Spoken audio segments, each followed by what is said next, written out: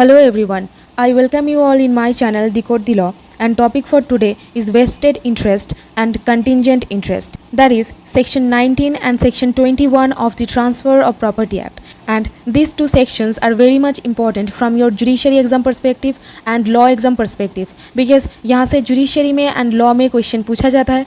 So अगर आप judiciary and law के लिए एक साथ preparation लेना चाहते हैं then subscribe to my channel. Okay? So judiciary में पूछा जाता है that what is vested interest and what is contingent interest, what are the essential ingredients of vested and contingent interest, and what is the difference between vested and contingent interest. So these are the question ये आपको judiciary exam में पूछा जा सकता है. So before directly going into the section, let me tell you what are the general concept regarding vested interest. So ये जो term use किया गया है सेक्शन 19 पर that vested interest, इसका मतलब क्या है? वेस्टेड मतलब जहाँ पर एक प्रॉपर्टी ट्रांसफ़र हो रहा है वहाँ पर जो इंसान प्रॉपर्टी को ट्रांसफ़र कर रहे हैं उनका एक इंटेंशन है that after happening a particular event, मतलब जो इवेंट एकदम सर्टेन है, मतलब कभी ना कभी उसको घटना ही है, मतलब वो इवेंट एकदम निश्चित इवेंट है, मतलब उसका घटना एकदम अनिवार्य है. At that point of time, on the happening of that particular event, property automatically जिस इंसान को दिया जा रहा है उनको ट्रांसफ़र हो जाएगा. यही बताया गया है in case of vested interest. So in order to remember it easily, आप ये टर्म यूज़ कर सकते हैं that certain. Certain मतलब जो इवेंट घटने ही वाला है. So जहाँ पर एक certain इवेंट के बारे में बोला गया है वहाँ पर एक vested interest है. ठीक है. So जहाँ पर certainty है वहाँ पर vested interest है, एंड जहाँ पर सर्टेनिटी नहीं है वो क्या हो जाता है? कंटिंजेंट इंटरेस्ट हो जाता है. मतलब जहाँ पर अनसर्टेनिटी है, ठीक है, वहाँ पर क्या हो जाएगा? वहाँ पर ये वेस्टेड नहीं, ये कंटिंजेंट इवेंट हो जाएगा. सो कंटिंजेंट इवेंट मतलब वो डिपेंड करता है एक अनसर्टेन फ्यूचर इवेंट के ऊपर, एंड जहाँ पर वेस्टेड इंटरेस्ट के बारे में बोला गया है वहाँ पर एक सर्टेन इवेंट होना पड़ेगा. Okay, so now let's understand this concept from the bare act. So this is the basic provision. I hope आपको समझ में आया है. अभी बेयर एक्ट को समझते हैं अलॉन्ग विथ इलास्ट्रेशन. ओके, ये बोल रहा है that where on a transfer of property and interest therein is created in favour of a person without specifying the time, मतलब यहाँ पर कोई टाइम स्पेसिफाई नहीं किया गया है. टू टेक इफेक्ट मतलब कब वो प्रॉपर्टी इफेक्ट लेगा, मतलब कब वो प्रॉपर्टी जिस इंसान को दिया जा रहा है उसके पास जाएगा, इसके बारे में कोई भी टाइम मेंशन नहीं किया गया है. एंड फर्दर बोल रहा है in terms specifying that it is to take affect forthwith on the happening of event which must happen. So यहाँ पर आप देख सकते हो मास्ट हैपन यूज़ किया गया है. सो मास्ट हैपन मतलब जो सर्टेन है. सो सर्टेन मतलब वो इवेंट डेफिनेटली घटेगा. Okay, such interest is vested मतलब जहाँ पर एक मास्ट हैपन मतलब एक सर्टेन इवेंट के बारे में बोला गया है वहाँ पर बोला जाएगा दैट वो एक वेस्टेड इंटरेस्ट है. एंड अनदर पार्ट बोल रहा है unless a contrary intention appears from the terms of the transfer a vested interest is not defeated by the death of the transferee before he obtains position. Suppose जहाँ पर एक contrary intention appear नहीं हो रहा है, मतलब suppose मैं आपको एक प्रॉपर्टी डिलीवर कर रही हूँ एंड वो प्रॉपर्टी आपको तभी डिलीवर होगा जब मेरा डेथ हो जाएगा, एंड मैं तो कोई भगवान नहीं हूँ. सो दैट्स वाई मेरा तो डेथ कभी ना कभी होना ही है. On happening that particular certain event आपको वो प्रॉपर्टी ऑटोमेटिकली ट्रांसफ़र हो जाएगा. सो this is the main concept. And यहाँ पर एक कॉन्ट्ररी इंटेंशन का जो बात कहा गया है that unless contrary intention appears, मतलब सपोज़ जो प्रॉपर्टी मैं आपको देना चाहती हूँ मेरा इंटेंशन मतलब एब्सोल्युटली यही है दैट आपको ये प्रॉपर्टी मैं सच में ही देना चाहती हूँ, एंड मेरा बैक ऑफ द माइंड कोई अलग इंटेंशन नहीं है दैट आपको मैं प्रॉपर्टी देना नहीं चाहती हूँ, दैट मेरा डेथ हो जाने के बाद वो प्रॉपर्टी किसी और को चला जाएगा, मतलब कोई कॉन्ट्ररी इंटेंशन नहीं है ये प्रॉपर्टी देने के अलावा. ओके, एंड एक चीज़ और बोला गया है डेथ के बारे में. सपोज़ वो प्रॉपर्टी को ट्रांसफ़र करने से पहले और पोजीशन को ऑब्टेन करने से पहले डेथ हो जाता है जिस इंसान को प्रॉपर्टी ट्रांसफ़र किया जा रहा था, मतलब जिस इंसान को मैं प्रॉपर्टी ट्रांसफ़र कर रही थी उस इंसान का डेथ हो जाता है. Eight that point of time क्या जो ट्रांसफ़र हो रहा था वो डिफीट हो जाएगा? The answer is no, because जो आपका लीगल रिप्रेजेंटेटिव है वो लोग उस प्रॉपर्टी का पोजीशन को ऑब्टेन कर सकते हैं. So this has been stated in the first part of section 19. I hope अब तक आपको समझ में आया है. Now let's start with the explanation part. Explanation appended to section 19 ये बोल रहा है दैट जहाँ पर एक प्रॉपर्टी ट्रांसफ़र हो रहा है एंड वहाँ पर ऐसा लग रहा है कि दैट वो कंटिंजेंट इंटरेस्ट है, वेस्टेड इंटरेस्ट नहीं है. एंड जहाँ पर ऐसा लग रहा है क्या वो वेस्टेड इंटरेस्ट होगा और कंटिंजेंट इंटरेस्ट होगा. सो एक्सप्लेनेशन इसका आंसर देता है एंड ये कुछ सिचुएशन के बारे में बोलता है जहाँ पर लगता है कि वो वेस्टेड इंटरेस्ट नहीं है बट वो एक वेस्टेड इंटरेस्ट ही होगा. Okay, so what are this situation? Number 1 is that an intention and interest shall not be wasted is not to be inferred merely from a provision whereby enjoyment thereof is postponed. Suppose एक property है and जिसका enjoyment postpone किया गया है, क्या वहाँ पर contingent interest होगा और वेस्टेड इंटरेस्ट होगा?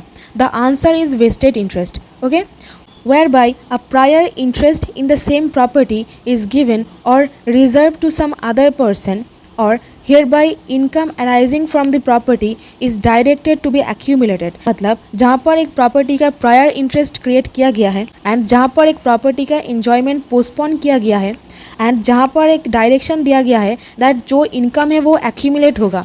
इन दिस सिचुएशन ये वेस्टेड इंटरेस्ट ही रहेगा, यहाँ पर कंटिंजेंट इंटरेस्ट नहीं होगा.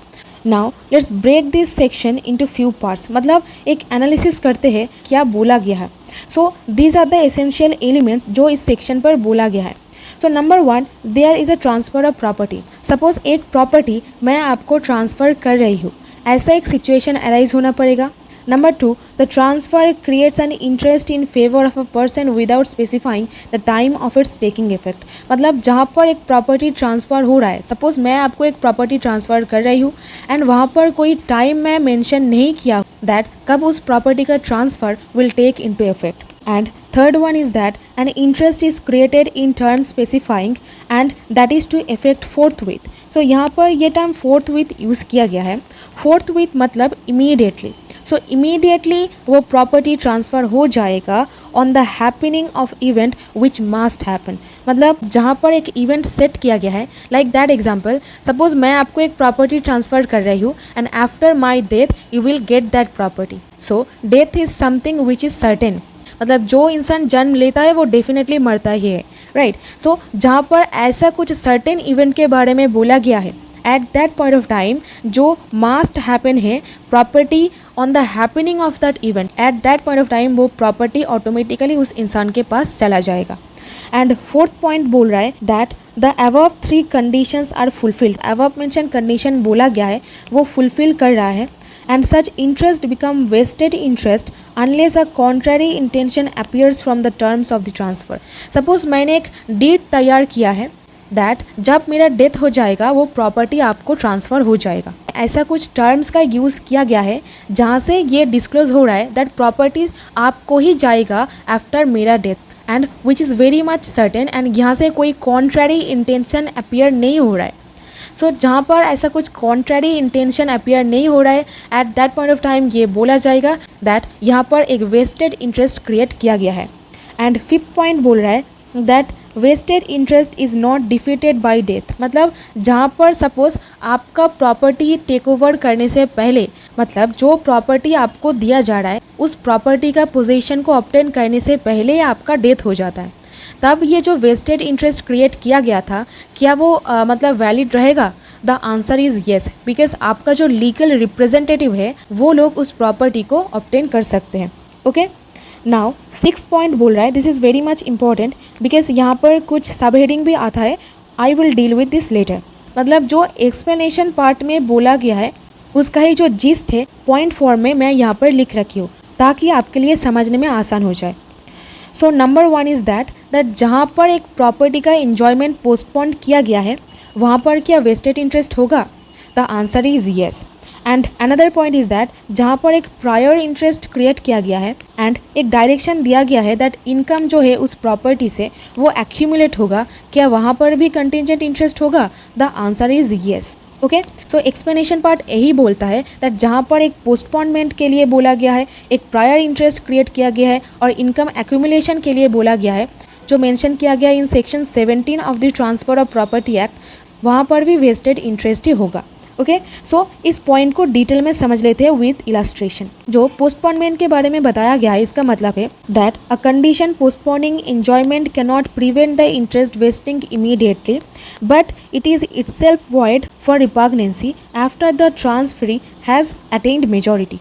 मतलब जहाँ पर एक पोस्टपोनमेंट ऑफ द एंजॉयमेंट ऐसा सिचुएशन होता है वहाँ पर भी वो एक वेस्टेड इंटरेस्ट ही रहेगा। एंड जहाँ पर एक ट्रांसफरी का मेजॉरिटी अटेंड करने का बाद बोला गया है एंड वहाँ पर भी ये वेस्टेड इंटरेस्ट रहेगा बिकॉज जब वो इंसान मेजॉर हो जाता है eight that point of time वो प्रॉपर्टी इमीडिएटली उनके पास चला जाएगा। जो यहाँ पर बताया गया है दैट ऐसा कुछ कंडीशन आप नहीं लगा सकते हो जो इटसेल्फ इज़ वॉइड। लाइक जो section 11 of the transfer of property act के बारे में बोला गया है that restriction repugnant to interest created. Now आइए देख लेते हैं इसका इलास्ट्रेशन क्या है। That A transfers property to be in trust for C. मतलब ए बी को एक प्रॉपर्टी ट्रांसफ़र करता है एंड जहाँ पर सी के फेवर में एक ट्रस्ट क्रिएट किया गया है and directs B to give possession of the property to C when he attains 25 years of age। And direct किया जाता है दैट जब वो 25 years का हो जाएगा देन वो प्रॉपर्टी का जो पोजीशन है उसको मिल जाएगा। And C has vested interest and is entitled to position at the 18 years of age. मतलब जहाँ पर ऐसा कंडीशन लगाया गया है दैट 25 years हो जाने के बाद वो प्रॉपर्टी का पोजीशन है उसको मिल जाएगा, ये कंडीशन इटसेल्फ वॉइड है बिकॉज मेजॉरिटी अटेन हो जाता है 18 years में, राइट। एंड जहाँ पर ऐसा मतलब कंडीशन लगाया जा रहा है दैट 25 years मतलब इज़ समथिंग विच इज़ बहुत ही ज़्यादा टाइम पीरियड यहाँ पर लगाया गया है एंड ये जो टाइम लगाया गया है it is repugnant to the interest created. मतलब ये एक रेस्ट्रिक्शन लगा रहा है and that has been mentioned in section 11 of the transfer of property act. I have made a detail video on it, आप इस सेक्शन को चेक कर सकते हैं बिकॉज ये जो सेक्शन 11 है इसको हिट करता है। सो दैट्स वाई ये जो इंटरेस्ट क्रिएट किया गया है on the attaining 18 years of age property transferee के पास चला जाएगा। ओके, now let's understand a leading case regarding to it, that is Jostling versus Jostling. In this case it was held that the practice of this code has always been recognized the right of all persons who attain the age of 21 to enter upon absolute use and enjoyment of the property to them by will, notwithstanding any direction by the testator to the effect that they are not to enjoy it until a later age unless during the interval the property is given for the benefit of other। Now let's come to prior interest। So prior interest मतलब जहाँ पर एक prior interest create किया गया है। Illustration बोलता है that property is settled in trust to A for life। मतलब प्रॉपर्टी दिया गया है ट्रस्ट पर ए को फॉर लाइफ टाइम एंड एक डायरेक्शन दिया गया है जो ट्रस्टी है उनको that he will pay 2000 rupees year out of the rents and profits and apply the balance to the discharge of mortgage. मतलब जहाँ पर एक मॉर्टगेज दिया गया है 2000 रुपये पर मंथ जो रेंट से आता है प्रॉफिट से वहाँ से देना पड़ेगा जो मॉर्टगेज है उसको डिस्चार्ज करने के लिए and after age death to convert the land to be. And A का डेथ हो जाने पर जो प्रॉपर्टी है वो बी के पास चला जाएगा। Although B may not survive A, interest यहाँ पर क्रिएट किया गया है वो वेस्टेड ही रहेगा। This was happen in this case. Okay, now let's come to another point that is जहाँ पर इंटरेस्ट एक्यूमुलेशन के बारे में बोला गया है। मतलब जहाँ पर एक सैंक्शन पास किया गया है under section 17 of the transfer of property act, वहाँ पर जो इंटरेस्ट क्रिएट किया गया है इन फेवर ऑफ अ ट्रांसफरी वो वेस्टेड इंटरेस्ट ही रहेगा। And now let's understand one more important thing, जहाँ पर एक प्रॉपर्टी ट्रांसफ़र किया जा रहा है वो वेस्टेड इंटरेस्ट है और कंटिजेंट इंटरेस्ट है, ये आखिर पता कैसे चलेगा। मतलब ये फाइंड आउट करने के लिए एक टेस्ट तो होना बनता है, राइट। टेस्ट मतलब जिसको अप्लाई करके हम लोग समझ सकते हैं that whether it is a vested interest और कंटिजेंट इंटरेस्ट। इन रे दिन ये जो केस है यहाँ पर बोला गया है सो ये बोलता है that an interest is vested or otherwise depends on the intention of the person creating the interest।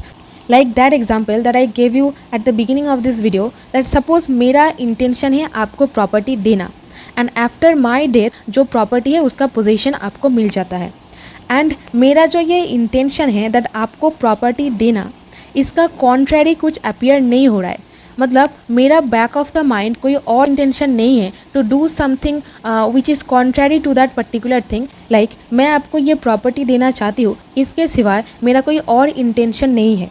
अगर ऐसा कुछ सिचुएशन बनता है तो बोला जाएगा वो एक वेस्टेड इंटरेस्ट है, and that will be gathered from the language employed by the guarantor in the grant. मतलब जो पेपर वर्क है, मतलब जो डॉक्यूमेंट है और डीड्स है, वहाँ पर ऐसा कुछ टर्म्स मेंशन किया गया है और वर्ड्स यूज़ किया गया है, उससे ये अपीयर होता है दैट ये जो प्रॉपर्टी है ये आपके पास ही जाएगा, एंड उसका जो लैंग्वेज है वो वेस्टेड इंटरेस्ट के तरफ इंडिकेट करता है।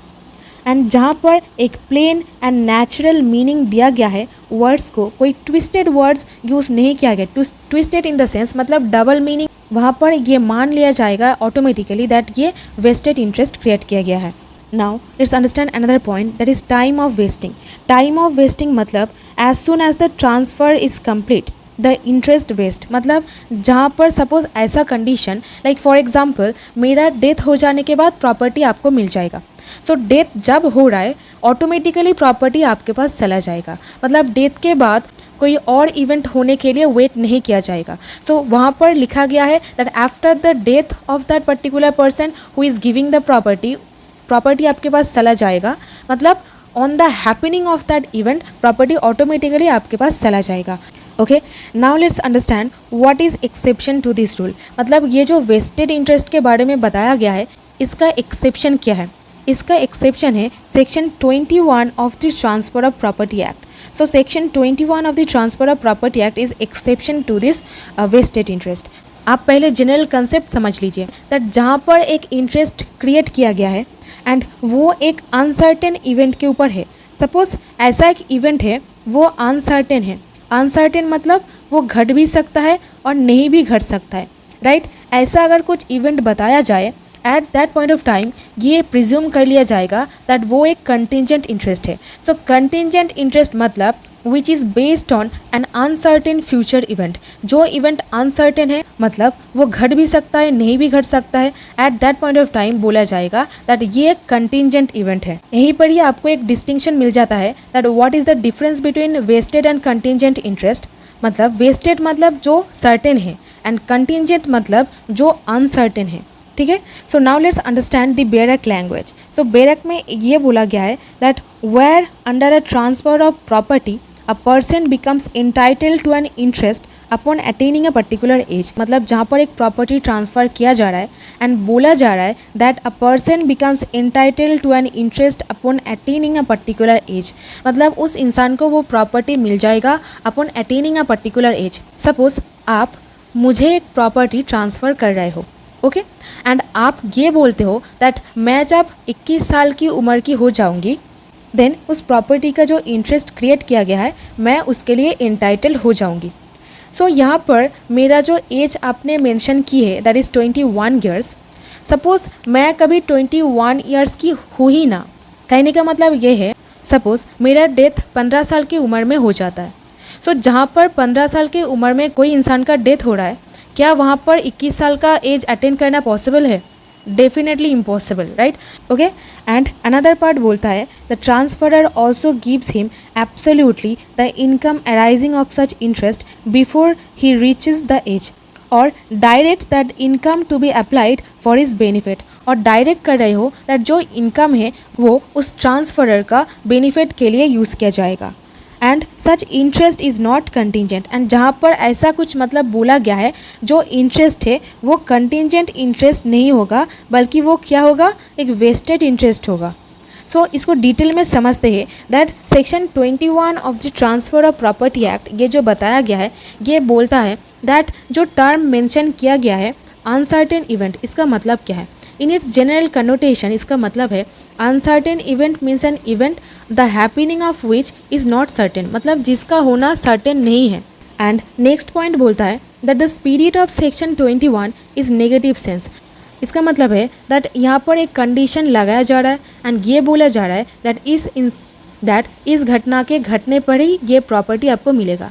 सपोज़ वो घटना कभी घटे ही ना, ओके। एंड फर्दर बोल रहा है transfer of interest is interlinked with happening and non happening of uncertain event, मतलब जो ट्रांसफ़र किया जा रहा है वो हैपनिंग एंड नॉन हैपनिंग के ऊपर ही डिपेंड है। एंड अनदर पार्ट बोल रहा है it is based on imaginative situation, मतलब आपके कल्पना और आपका जो फिक्टिशियस थिंकिंग है on the basis of that आप ये कंडीशन इम्पोज कर रहे हो. सो यहाँ पर मतलब एक नेगेटिव पिक्चर पोर्ट्रे हो रहा है. दैट्स वाई सेक्शन 21 एक नेगेटिव सेंस को दर्शाता है. एंड ये बोला जाता है दैट सेक्शन 21 में जो इवेंट के बारे में बोला गया है वो एक कंटिंजेंट इवेंट होगा. मतलब जहाँ पर वो घटना हो भी सकता है, नहीं भी हो सकता है. Now a question may arise that जो कंटिंजेंट इंटरेस्ट है ये कब वेस्टेड इंटरेस्ट बन जाता है. So when a contingent interest becomes an vested one. Suppose where there is a situation like an interest contingent on the happening of a specified uncertain event becomes vested. मतलब जहाँ पर एक घटना की घटने के बारे में बोला गया है एंड जब वो घटना घट जाता है, नेक्स्ट बोल रहा है if the contingency become impossible the interest never comes into effect. मतलब जहाँ पर ये जो कंटिंजेंट सिचुएशन के बारे में बोला गया है इसका घटना इम्पॉसिबल हो जाता है, वहाँ पर इसका क्या वेस्टेड इंटरेस्ट कभी हो पाएगा? The answer is no, because वो इवेंट इम्पॉसिबल हो जा रहा है. सो कैसे वो कंटिंजेंट इंटरेस्ट वेस्टेड इंटरेस्ट में कन्वर्ट होगा? डेफिनेटली नहीं हो पाएगा. एंड अनदर केस बोल रहा है that an interest to take affect in a specified uncertain event shall not happen will become wasted when the happening of the event become impossible. Suppose जहाँ पर एक कंडीशन लगाया गया है अगर ऐसा कुछ इवेंट नहीं घटता है, मतलब ना घटने पर एक इंटरेस्ट क्रिएट किया गया है. सपोज एक ऐसा कंडीशन लगाया गया है उसका ना घटने पर आपको प्रॉपर्टी मिलेगा. मतलब अगर वो घटना ना घटे आपको प्रॉपर्टी मिल जाएगा. जहाँ पर वो सिचुएशन और इवेंट घटे ही ना, at that point of time आपको वो प्रॉपर्टी मिल जाएगा. बिकॉज कंडीशन क्या था? On the non happening of that particular event आपको प्रॉपर्टी मिलेगा. Right now let's have illustration of this point. Suppose a situation where A makes a gift in favour of B and proviso ये लगाता है जो x है इसको 20 years तक survive करना पड़ेगा. Okay and the interest of B, ये जो मतलब बी का इंटरेस्ट यहाँ पर क्रिएट किया गया है ये कंटिंजेंट है. एक्स जब 20 ईयर्स का हो जाएगा उसके बाद ही उसको प्रॉपर्टी मिलेगा. सो ये कंटिंजेंट इंटरेस्ट हुआ. एंड जब एक्स 20 ईयर्स का हो जाएगा देन ये जो कंटिंजेंट इंटरेस्ट है ये एक वेस्टेड इंटरेस्ट बन जाएगा. Okay now let's come to another illustration.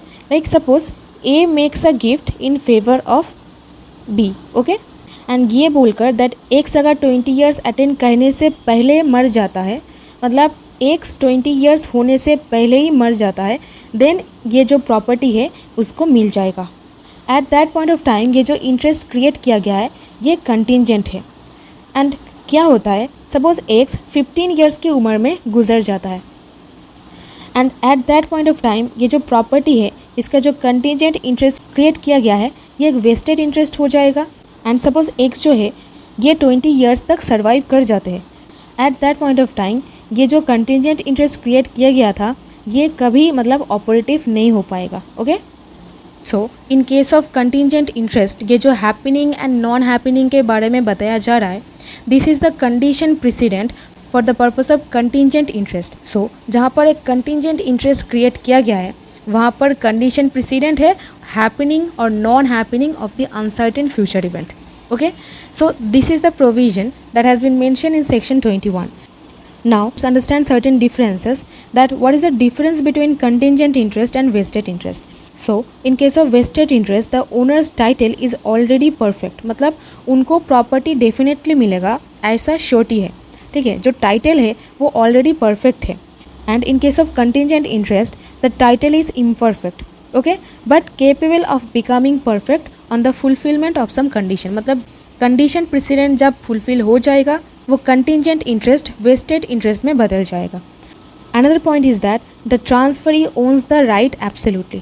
Transferee का जो राइट है ये एक एब्सोल्यूट राइट है. And in case of contingent interest ये कंडीशनली मतलब इम्पोज एक राइट होता है, मतलब transferee owns it merely conditionally. Okay, and another point is that the vested interest take effects from the date of the transfer, and if it is employed is dependent upon the fulfillment of condition precedent, and such condition must be one which must happen. मतलब जहाँ पर एक condition लगाया गया है वो definitely घटेगा.